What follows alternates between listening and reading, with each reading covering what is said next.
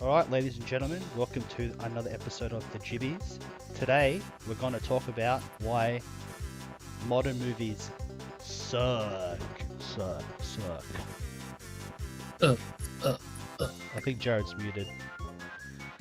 Am Oh, no, you're I? not. There you Well, I've got a couple of notes here that I wrote myself, and I didn't get ChatGPT to write it for me or anything like that. go. Oh, you're one of those. Oh, Yeah, what do you got against AI generated? Well, that's going to be a future issue with AI true. stuff when that movies could start be coming out. another discussion. That'll be another discussion for another day. Ma. Let's see here. What do I have here?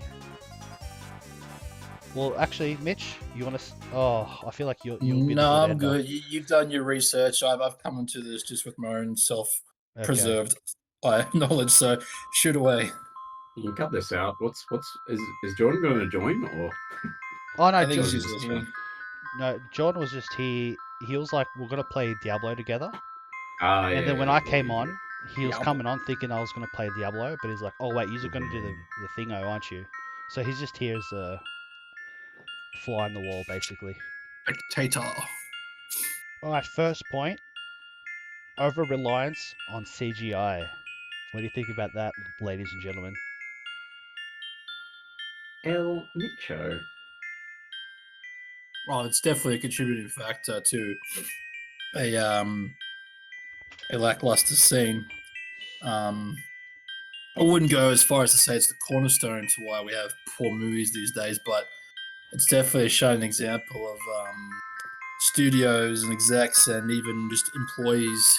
I mean, in my opinion, there's been a huge drop in special effects over the last couple of years, and it's can get boiled down to two reasons, even though there's probably a bunch of others. But for me, my two reasons is one, an overabundance of expected movies slash TV shows, pushing on a deadline. Yeah, for You sure. got skilled programmers and all that stuff that to tell the studio I need more time to do this. It's like, no, we're crunching numbers, we need it out as many as possible. So what you get instead of CGI that's supposed to be unnoticeable is so bloody noticeable. And you rewind the clock a decade, 2 decades ago to movies when movies were the forefront instead of TV shows that were secondary. Now it's the complete opposite. There's so many streaming services that get pumped out, and every year the demand of streaming services gets much more higher, and with that comes much more higher budgets, becomes a much more higher quality, much more higher spectacle, and there go much more demanding CGI. I mean, like you look at the example of Rings of Power. It was $1 billion budget for a TV series that was so lackluster, not just for pushing the gun on getting it produced, for many other factors, but it's just you're taking away substance from these TV shows nowadays and movies, and it's a causation of having too much, where it just seems like junk food to the senses, other than what should be gourmet, and it's just hollow. Everything is just so hollow. It's paint by numbers, formulaic kind of storytelling. It's just there because there's an algorithm that says people nowadays are more interested in seeing this instead of actually seeing a story, from a storyteller. The storytellers, in my opinion, these days don't have much of a say on many things. So it's these producing studios that just say, no, according to this is what people want to see. According to this is what we expect. We need it now, not tomorrow. We need it yesterday. Yeah. And it's a whole, like, I'm going off on a rant because there's a whole hailstorm of reasons why Yeah. movies, I'm going to specify movies because I'm a movie fan more than TVs, but it correlates as to why so many shows these days and movies are just either not even noticed, forgotten about immediately, or cancelled. I mean, of more recent days, there's been a lot of TV shows that are getting cancelled for the right reasons, and I feel like there is a demographic now coming through and seeing through that bullcrap, and starting to wise up. So hopefully that's a turn of the tide. Saying all this, I think the start of this year, 2024, had a great start of movie releases. There were some really good ones that came out in the cinema. Some did better than others, but to me, there was a little bit of quality there. There was, if it's not from an independent director's point, just some directors that know what, not so much what the audience wants to see, but also what the audience needs. And first and foremost is just back to the basics, good narratively cathartic storytelling, well-written narratives, complex characters, and nothing that's formulaic or political. Whether it is this modern push of modern audience, modern woke and all that stuff, or going back 20, 30 years ago to other political pushes. It's just, in the end, first and foremost, you have to have a great story with a great cast, great characters, and yeah, and all that aside, CG has definitely replaced a lot of that and made filming lazy, for lack of a better word. Yeah, for sure. Well, I'm trying to find the point of this. You go. No, I'm kind of I don't know. I'm kind of mixed because when you see good CGI, it's actually like, oh, that's cool. Like, at least for me, or even like, I don't know. Maybe it's been done so much, but when I was a kid, or maybe it was because I was a kid. I don't know. When you see good CGI, it's actually like it kind of adds to it a little bit, and you see it like, holy crap, that was insane. Like you see like the new Godzilla movie. There was like some really good CGI. I forgot the name of it. It was like really good CGI in it, and some of it looks pretty cool. But it's when they start getting lazy, and you can see this. You can see like these $500 million movies that have pretty crap CGI in some of the scenes. That's where like really like craps the bed with me. If I see that, let's say Avengers, I think it was Avengers 1 or 2, where you see Iron Man's like helmet go come down, and like you see that they spent like 3 months just on that one scene, and then you see it, it's cool. So it's also about effort. If you see the effort and time is put into the CGI, I think it can be a good thing. But it's when they cut corners and then they're lazy and then they add CGI, like that Black Panther scene, where that was the Black Panther fight, and then just like then it's just crap. Yeah. Like that's like a good example of that fight scene. Like, but that's now like one more point, in the future when like where CGI is gonna be perfect, like even like someone's home computer can do perfect CGI. I think that's gonna end up drying out, and it's gonna be like, oh man, the CGI is really gonna just like shit the bed. But I think like now and probably 20 years in the past, CGI is fine as long as it's done really well. Yeah, that's kind of, I kind of like CGI, but it has to be really well done. What was that question again? Over reliance on CGI. Yeah. Well, that was the sub answer to the question. Yeah.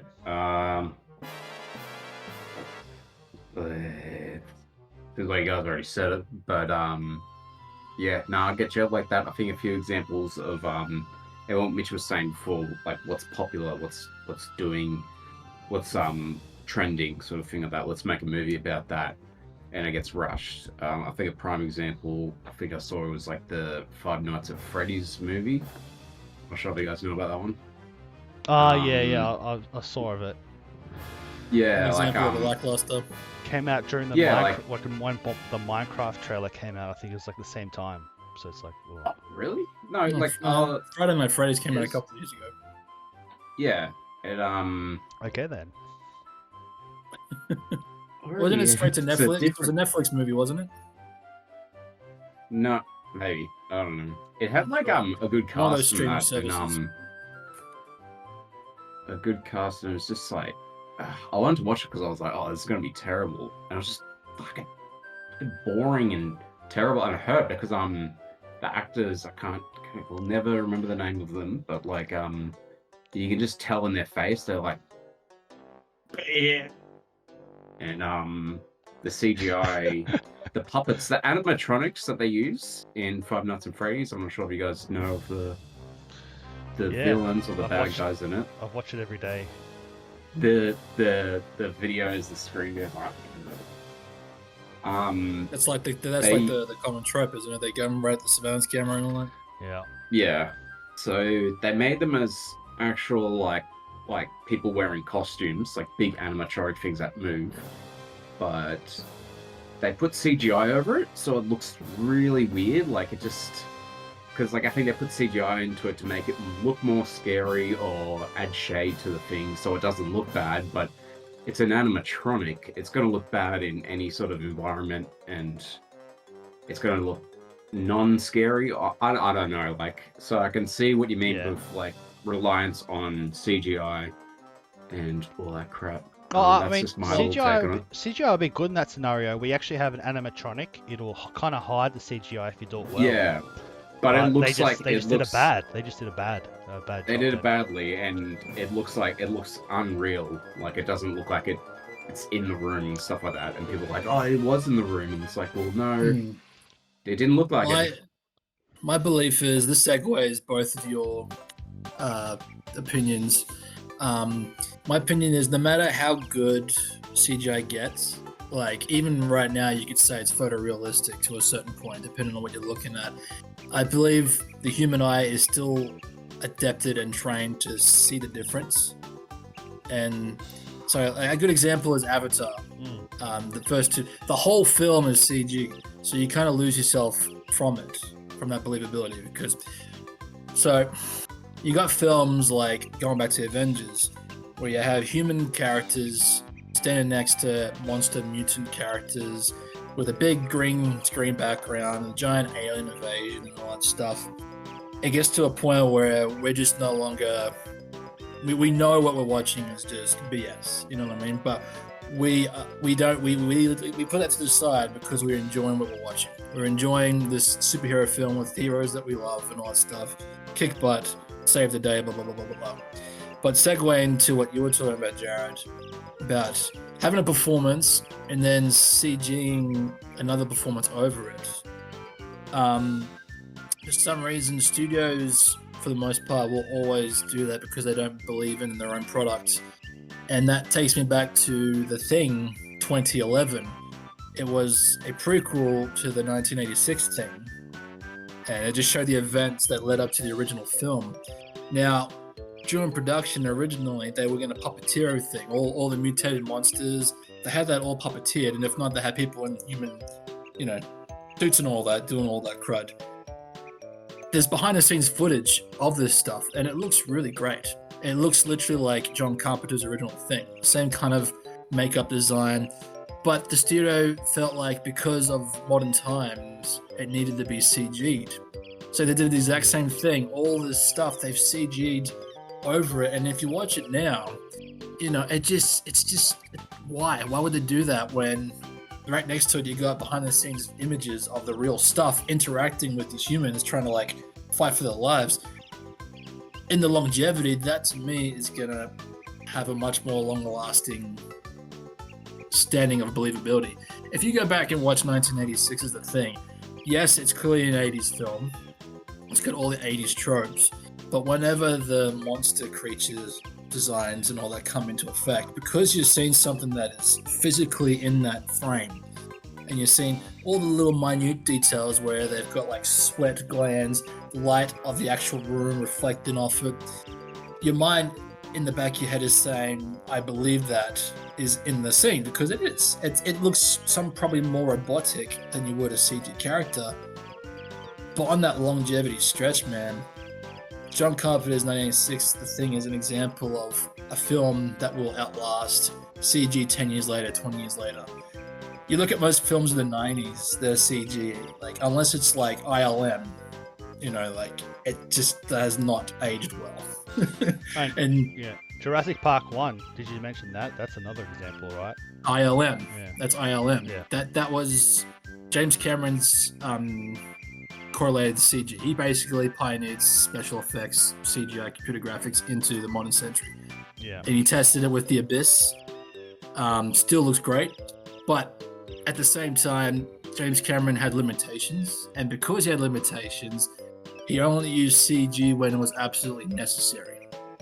Aside from that, everything you see in frame is real. They go to actual sets, they use actual explosions, they use car crashes. They could put most CG, they CG the helicopter in the scene because it's cheaper. Yeah. You know what I mean? They CG the car crashing and exploding because it's cheaper. You know, it's just. Or even That they'll have Spider-Man wear an entire suit and then CG it just so it doesn't see Yeah. a wrinkle. Like, and then it ends up Well, looking kind of bad a lot of the It does. scenes because of that. Like, what? It does. When it first comes out, it looks great, doesn't it? But then when you go 5 years later, 10 years later, you start to notice that stuff. Yeah. You know, it very quickly ages. Doesn't matter how grand the CG looks. Even video games, they will eventually start to age poorly for the Yeah. most part. Saying that there's a flip side. Sometimes it ages good. You know, like it has a style to it that you can deal with. An example of that is the original Crow movie back in, I think it was 1992. It had this very goth look. Everything was stage sets. You know, it's aged, but it's aged with style, so it still looks badass, and it still influenced a lot of movies in the 90s. Even Tim Burton's Batman was like leading in charge of that. So, if you have a director with a great vision, and he knows how to stylize CG, if he knows how to stylize the look of a film, giving himself limitations, I strongly believe that movie itself is going to have a much larger longevity effect on its audience than most of the popcorn stuff that we get nowadays. Because I guarantee in another 10, 20 years, they're going to reboot the Avengers of some sort. They're going to reboot all this Disney stuff because, hey, we need to keep the brand's copyright, so let's do it again with better CG. Yeah, well, okay, so that's kind of going into my second point. I'll only go through one or two more points. The main ones here, I would say, like, sequels and like nostalgia as a crutch, which is kind of like sequels in a way. So, like, yeah, this is a pretty big thing, and it's leading to. It's got to do also with a lot of movies being like, what's it called? Commoditized almost, where a lot of movies now they have to pump, like big companies have to pump a certain amount of movies a year, so it's hard to create like an original IP. I get it, or an original story, but yeah, there's a lot of just so many sequels these days, and I guess it's because they're safe to make. If you make a sequel, you know that you're at least going to get half your money back. If you make a sequel versus it's more risk making an original story. And then just the sequels are just trash. 99% of the sequels are just horrible. What do you think, Mitch? I agree. It kind of correlates to what I was saying about studios just being formulaic with their thing. But on the flip side to it too, it goes back to that algorithm of these studios making these decisions based on what they know audiences are going to see, as opposed to what they're not going to see. If you look at movie blockbusters back in the 70s, the 80s, like there's a lot of original creation there. Like every year, the blockbuster was a complete different kind of film. It wasn't like, hey, this works, let's do it again with the same genre. It got around probably the late 90s when things started to become very gimmicky. You knew what to expect as a blockbuster.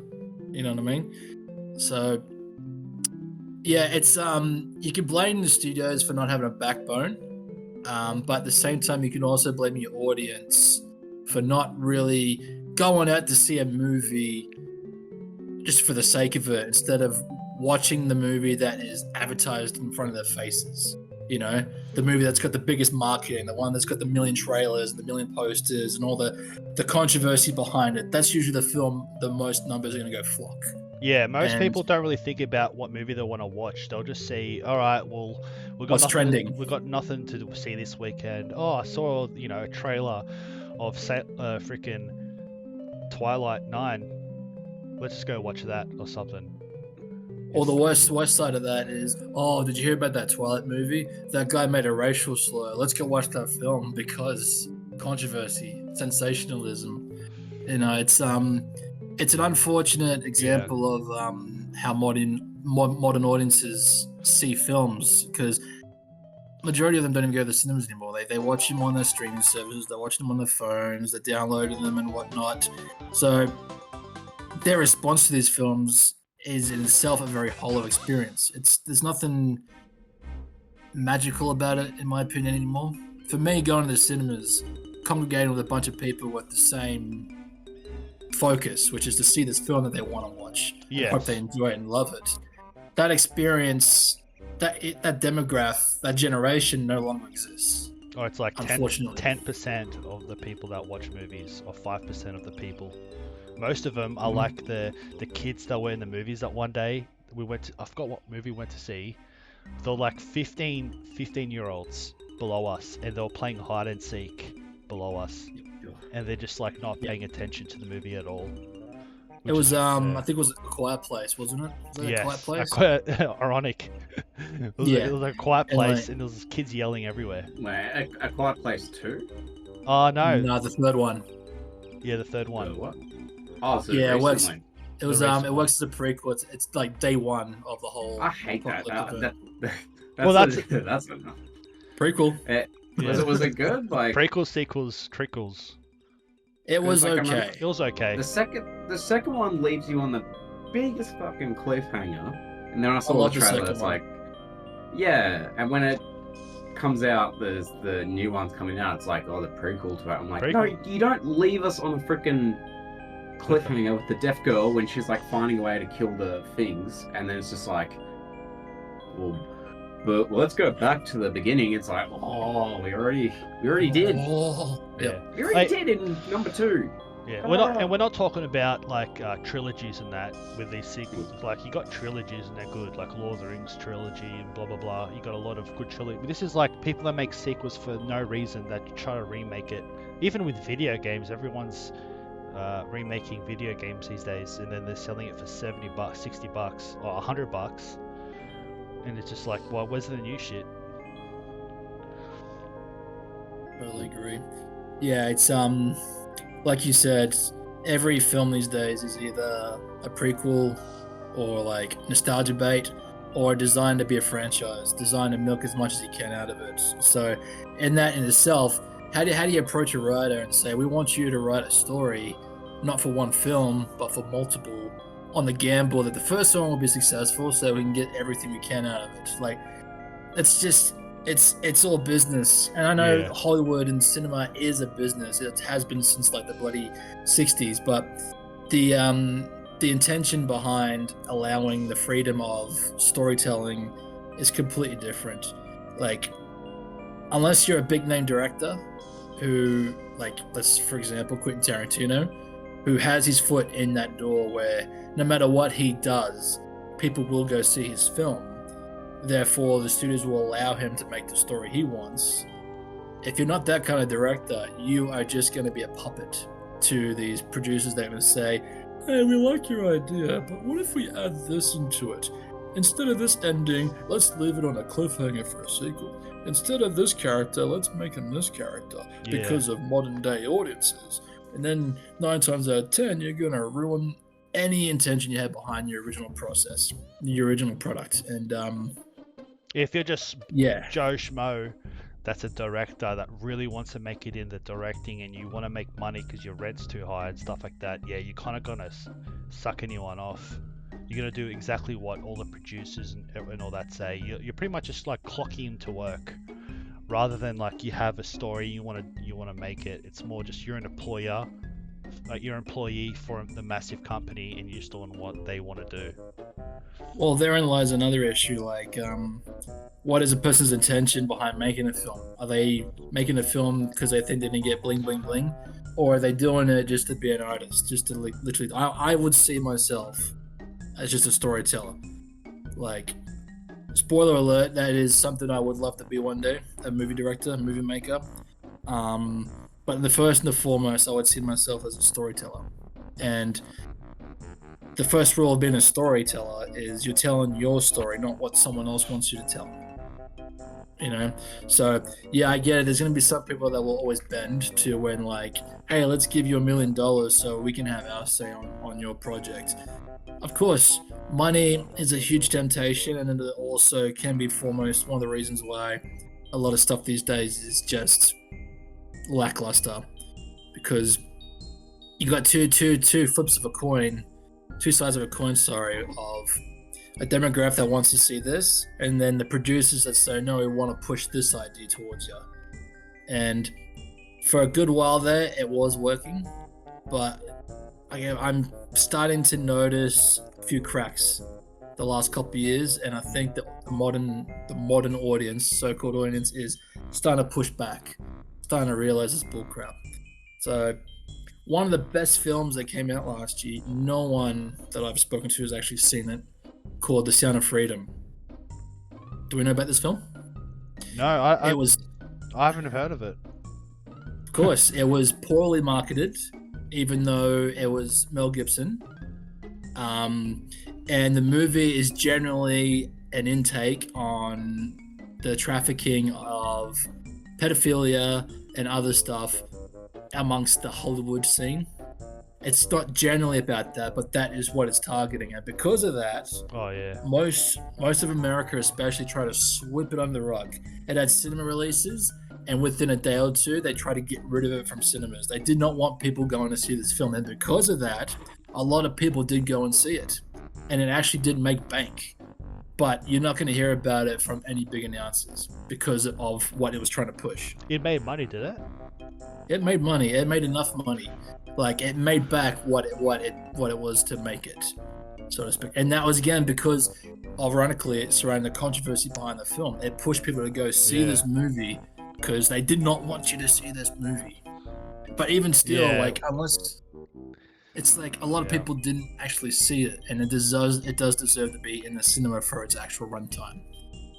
But yeah, it's one example of what marketing does, man. You know, you get the junk food over the gourmet. Someone that's actually trying to say something in the film that other people, the majority, don't want you to say, which is a hard truth about what not so much America, but a lot of Hollywood kind of society is under the radar. That makes any sense. It's a very, very dirty scene. And so because this was the story someone wanted to make, you know, Hollywood being the biggest distributor of films in the entire world, they did not want this movie to succeed. And they tried to do everything they could to see it fail. And in a twist of coin, because of that, a lot of people went and saw it. So again, controversy can work both ways, both positively and negative. But sorry about that. I've lost train of thought. No, that's fine. We'll talk about sequels and stuff, and I think we've talked about it. Yeah, it's all the corporal bullshit there. I got another one here. Lack of weak character development. So we have so how many strong, like, memorable characters has there been the past 20 years, 15 years? Not like compared to the amount of movies that's come out the past 20 years, there's a bit like almost nothing that's memorable. Where you see a lot of movies from the 60s, 70s, 80s, 90s, there's a lot more memorable like characters. Hey? You tell me, what's the first character that comes to your mind from the last 20, 30 years? I guess Iron Man. Okay. Robert Downey Jr. Yeah, he pretty much carried that franchise, man. Then I guess you got some superheroes, but even there, it's kind of iffy. You got I guess you got some Captain America. I don't know, not much. You gotta remember when Iron Man first came out in 2008. Prior to that, unless you were a super nerd that followed the comic books, most people did not know who Iron Man was or Captain America. You know, so the risk they took back then really succeeded for them, didn't they? And then because it was successful, they milked it for all it's worth. Saying that, Chris Evans made Captain America popular. because he wasn't a well-known superhero back then. Yeah. You know, So it's more the his character. performance. Yeah, it's the you go. character more than Chris Evans. Is that what you're saying? Or they see Chris Evans as the character, so it's actually like the character that's pulling the weight of memorability. Depends. Like, could you see Tom Cruise as Iron Man? Yeah, I could actually. That was the original choice. There's like a lot of edits. Yeah, I mean, Tom- he makes like Tom a good. Cruise was the original choice. Well, there we go. Yeah, he'll be a good yeah. He was meant to be the original choice for Iron Man. I can't remember what happened, if Tom Cruise turned it down or the studio ended up with taking a bigger risk, which was Robert Downey Jr. Because at the time he was nothing but controversy. He just got out of prison for doing some hard time and all that. So again, a gamble that paid off. But yeah, going back to character development, what I'm trying to get at with the superhero films, you got the main general thing with the film is the 3-act structure. All right, you begin in the middle and end. Establishment, setup, and payoff. What they did brilliantly with the original phases of the Avengers and the whole superhero arc was they had introduced your 3 main guys, which was Iron Man, Thor, and Captain America. Their character arcs didn't just stem from one film. It actually stemmed over the 3 phases of the Avengers whole franchise. So when we first get introduced to Iron Man in 2008, that's pretty much his whole establishment. His character arc doesn't finish until Avengers Endgame. Yes. So, which is, in my sense, a really risk and a beautiful take on a whole codex of a story. Because unless you I haven't really followed much into the superhero stuff, but if you're a real nerd, you can notice mirrored dialogue, mirrored framing, mirrored themes that correlate to Iron Man from the original film over his whole cathartic journey to where he ends up in Endgame. Because in my opinion, they should have finished it with Endgame, because that was Iron Man's story. He started the whole journey and he ended it with saving the whole universe. I know. Yeah, it's like with that, they ended it in like a high note, in my opinion. A high note. It was like, absolutely. Right, cool. It was sad, but it was beautiful. Yeah, and it's like, all right, it's all come together. And then they started bringing out new movies. It's like, oh man, it's like, I kind of just, yeah, money. I mean, money. I kind of like the idea of Phase 5 and the whole multiverse thing, but I don't know, it's roughly when a lot of the, I don't know, yeah, just the movies these days is just a lot really trash. It's a lot of side characters. They're using a lot of side characters, and just I'm not really interested in them. Yeah, it was the beginning of the end. It was just making money. You know, it just, a lot of stuff was not necessary. Some of them were okay and cool, but were they necessary? No, not for what the story they were trying to tell. But sorry, you want go back to what you're talking about character development, Josh, because I'm kind of a bit off on it. I wrote a couple down. Yep. Like Heath Ledger, this is Joker, but that's like these are kind of one-offs, because that was a really good movie. Like The Dark Knight was a good movie. Like there's still good movies these days. There's just very far and few in between. Yeah, already Jack Sparrow. Yeah, I was thinking like Jack Sparrow. He's another memorable character. But again, this is like 20. This is like older than 20 years almost. Like. Sorry. So when you said character development, you mean like iconic characters? Yeah. Well, actually, yeah. There is 2 parts. Yeah, there is like memorable characters, like, and who they were, but also the character development. So actually, I'd probably better off talking about character development, and that. But then again, it kind of goes back to storytellers and how these days a lot of movies are formulaic, so they don't really have any memorable characters or character development. It's more, or if it is, it's just standard basic stuff. There's nothing too original or interesting about it. Yeah, memorable. These days you'll watch a movie and you'll like instantly forget. And like we go to watch all we only watch a movie every like 3 months when something is actually good on for once. And then we watch it, and most of the time it ends up not being that good. So it's so hard to find a movie, and even one that's like memorable. It's so hard these days. Yeah, fair point. It's a sad state of affairs. But as I said, I'm hoping of recently, mainly this year and last, that there is a turn happening. Because, like I said, there was a few decent films that came out at the start of this year that were pretty good, and I'm hoping they keep on that bandwagon. So, Yeah, Alien. What was it? Alien Romulus. That was pretty decent. Romulus. Yep. I think Dune Part 1 and 2 Yeah, are yeah. freaking cinematically awesome. I'm looking forward to the third installment. Furiosa. Furiosa, which is a film that I could do a huge example on as a byproduct of an audience that thought it was going to be something when it wasn't. And unfortunately, because of that, it bombed at the box office. Not many people went and saw it. And it's unfortunate, man, because it actually is a really, really decent film. It stands on its own, not just as a prequel, but Yeah. it's unfortunately because it had a female lead, your majority audience assumed it was going to be this whole woke push kind of crap when it wasn't at all. No. It wasn't that at all. No. And again, that's testament of today. Like, it's just people are kind of tarnished because of that. There's a lot of fallout from that whole woke push, man, and it's still with us. But as I said, it's starting to get rejected, and cinema, television is going to be all the better for it once. It's Yeah, what's some finally- of the examples? We had Catwoman that was supposed to come out. That completely flopped, and then they spent a bunch of money on that. Batgirl? Batgirl. Oh yeah, Batgirl. Then we had this is Catwoman came out like 2005, and that was a flop for its own reason. It was a bad movie. what other ones? Well, I mean, there was a TV show that you mentioned, the Acolyte. Oh, yeah. That completely shit the bed. Acolyte is everything wrong with modern storytelling, man. Everything wrong with it.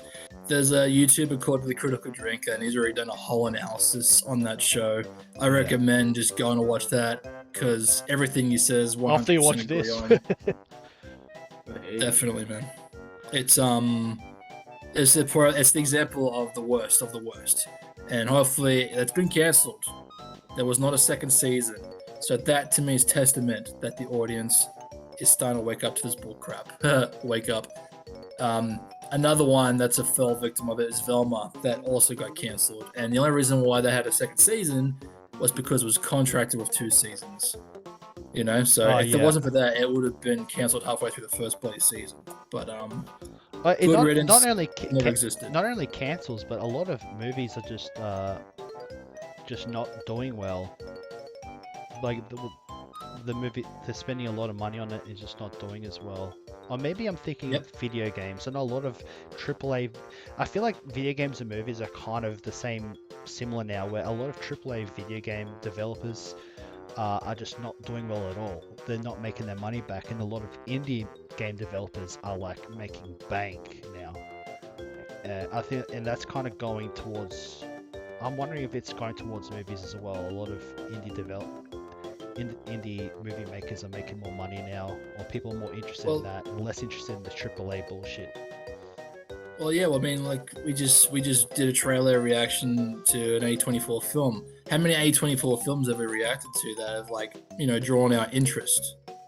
There's definitely a change, and it goes back not all about what I was just talking about, but because your audience is just sick of that same formulaic crap that they've been pumping out for the last close to a decade. Yeah. You know, so when you go to indies, it's usually a storytelling that is original, and to a lesser extent, also what the audience wants. Mm-hmm. You know, so Jared, you want to add anything? Yeah, Jared, you've been talking too much. You need to calm down, calm like a tickle a little bit. Well, back into the subject of characters and characters development. Oh, now we can just talk about anything, Jared. Whatever. Oh no, but that was something I wanted to mention. Like, I think a good example. I think something that me and Mish agree on when watching the movie Nope, which was fine. But yeah, that main character who's done a lot of great stuff. He was in Skins. I didn't even recognize him in Skins. He was heaps younger, but he was a very unlikable character, and like I feel like that's a prime example of like a movie where all this stuff happens and he's the main character and he's still kind of like this guy that goes like, hmm. Yeah, well, that's true. That's literally his whole character. There's one point where him and his sister go like, "Oh hell yeah," and they go, and then he goes back to being like, Well, is that a good thing or a bad thing? I'm not sure if it's just boring. Like I know like you're talking about It was a the very weird choice. you're talking about for the lead character from Nope.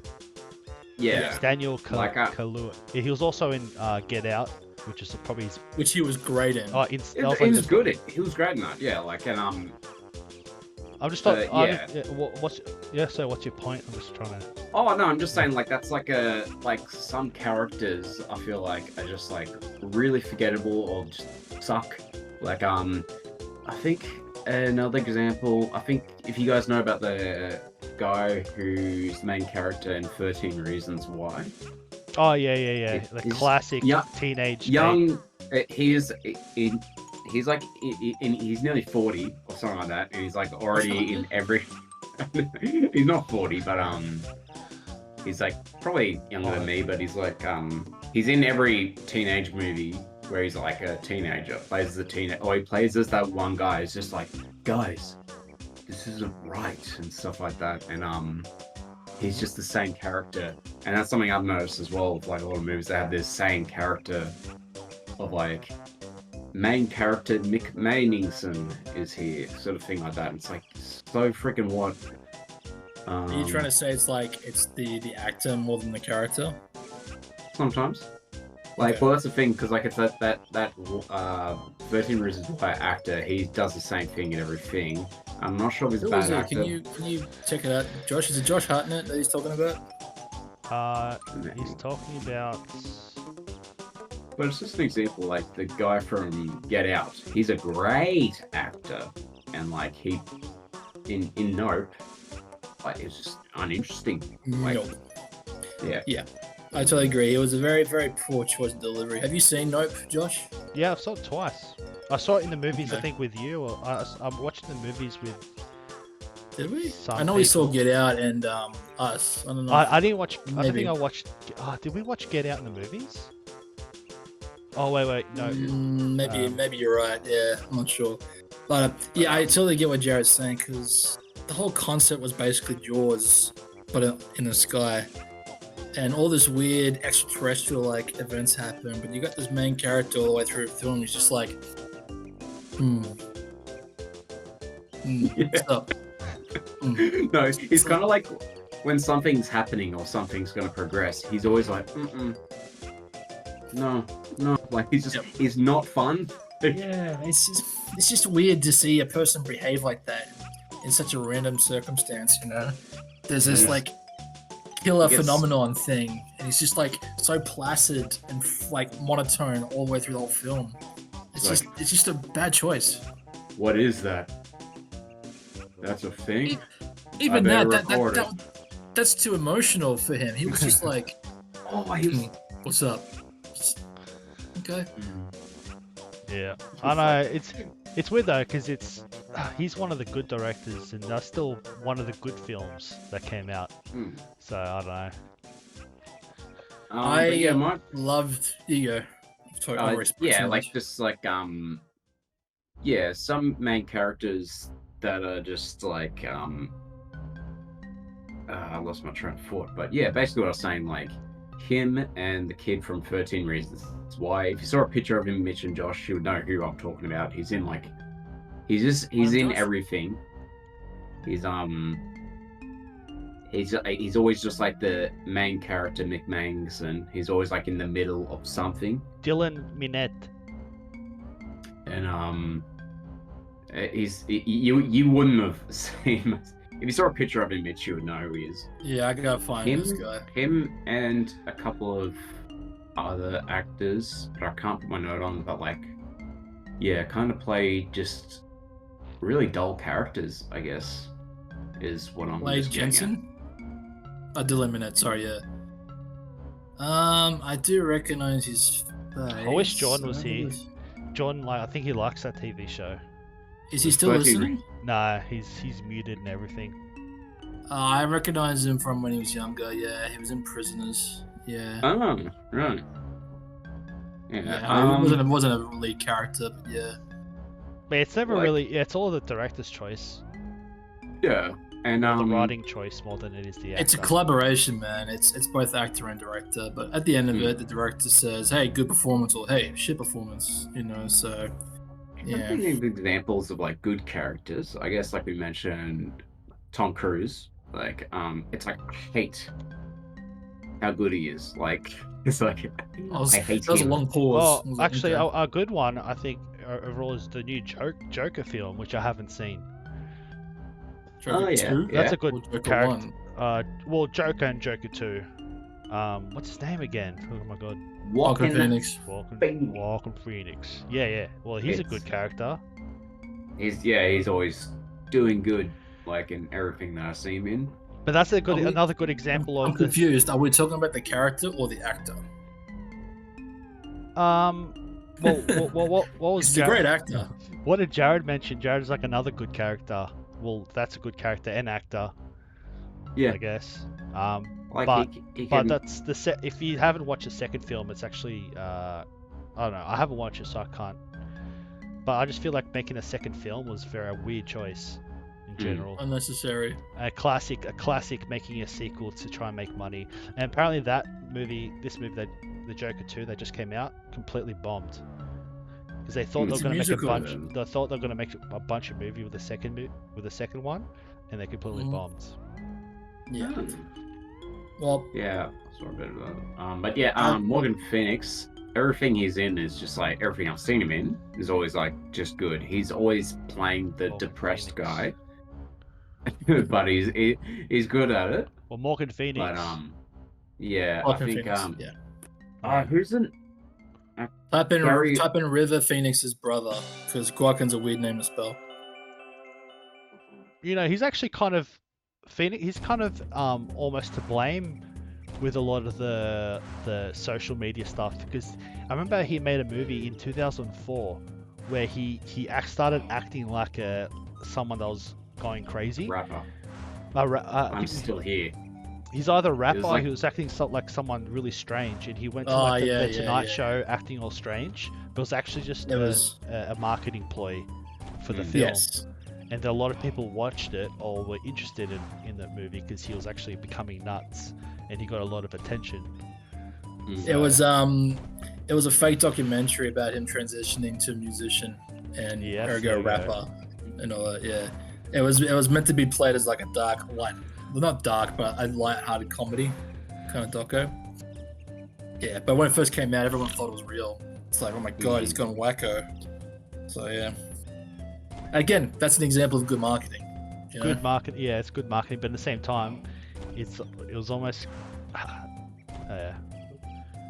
they're kind of doing it for the wrong reasons.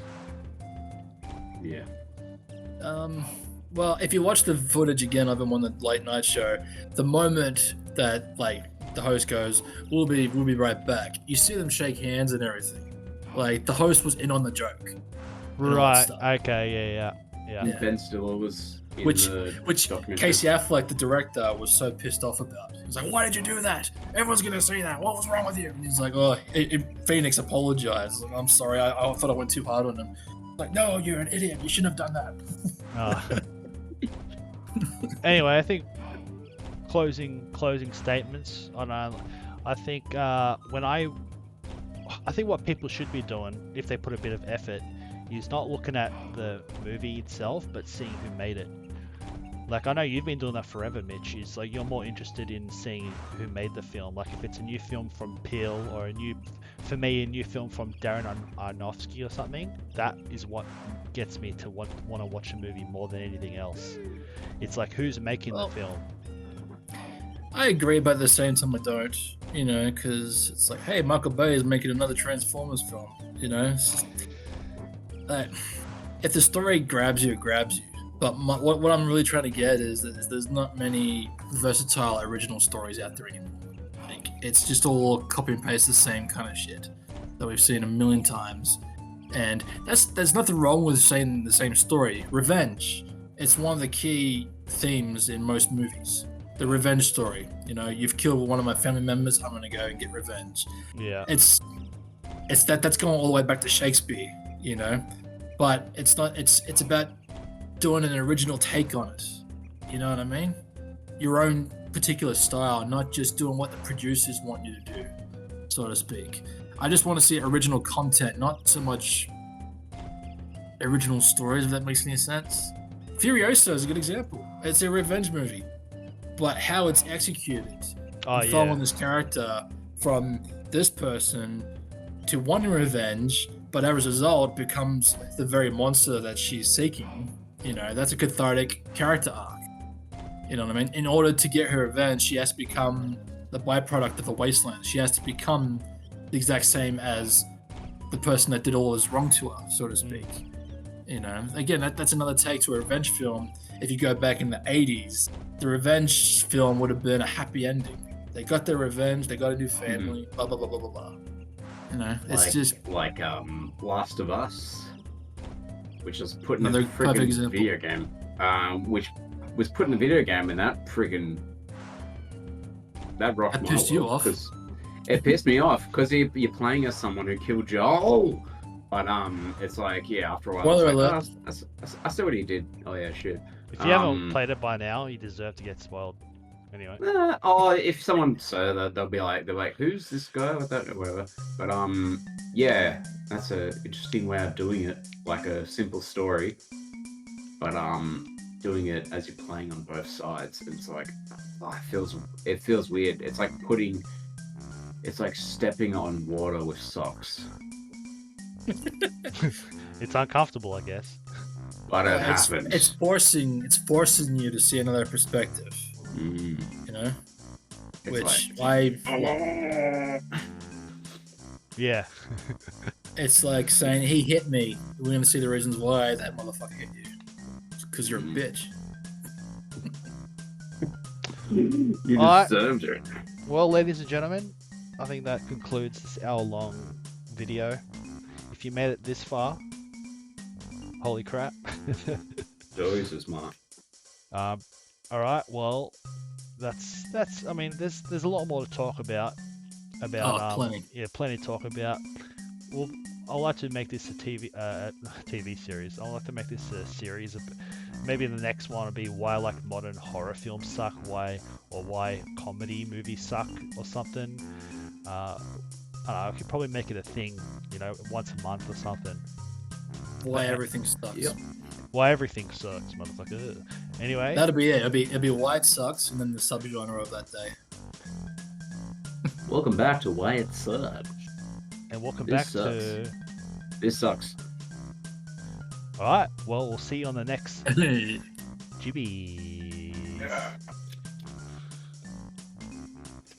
Do like machine gun. I'm gonna have to cut. effects.